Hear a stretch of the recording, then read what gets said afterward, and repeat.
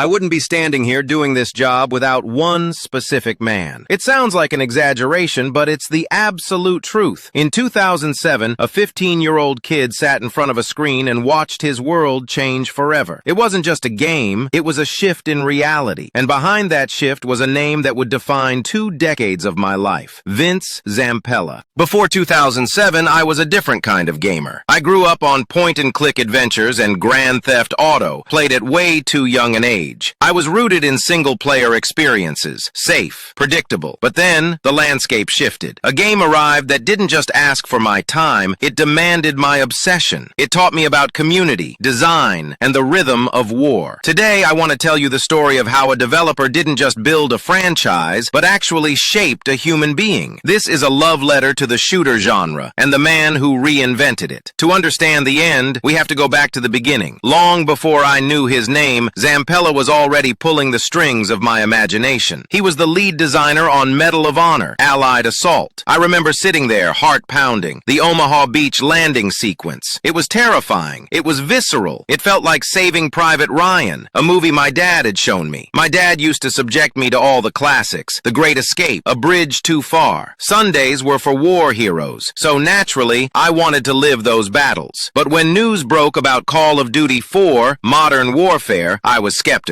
I was a creature of habit. I didn't want to trade my trusty, history-soaked M1 Garand for a cold, modern M16. I couldn't have been more wrong. The game didn't just win me over, it consumed me. It took those cinematic aspirations and dragged them into the modern day. From the rain-slicked deck in Crew Expendable to the devastating silence after Shock and Awe, it was a masterclass. And then, all Ghillied Up. This was the turning point. Crawling through a haunting, radioactive Pripyat. It was tension you could cut with a knife. It opened my eyes. I started looking at video games differently, not just as toys, but as art. I realized that someone, somewhere, had crafted this clockwork experience. But the story didn't end with the credits. The multiplayer became my life. I didn't have Halo. I had this, the tight hallways of Vacant, the sniper battles on Crossfire. I poured thousands of hours into that loop, leveling up, unlocking attachments, prestiging, doing it all again. I was reading guides on IGN, studying meta builds, obsessing over stats. I had no idea back then that one day I'd be the one writing those words for a living. Zampella left Call of Duty, but his influence on me didn't fade. It evolved. He formed Respawn and gave us Titanfall 2. Some say the campaign eclipses even Modern Warfare, and they might be right. The movement was fluid. The mechs were destructive joy. Levels like Effect and Cause bent time and space. From the battle royale dominance of Apex Legends to the cinematic perfection of Star Wars Jedi Survivor, the hit rate is undeniable. Playing Survivor felt like stepping into a new Star Wars trilogy, just like those movies my dad showed me. The circle was complete. Of course,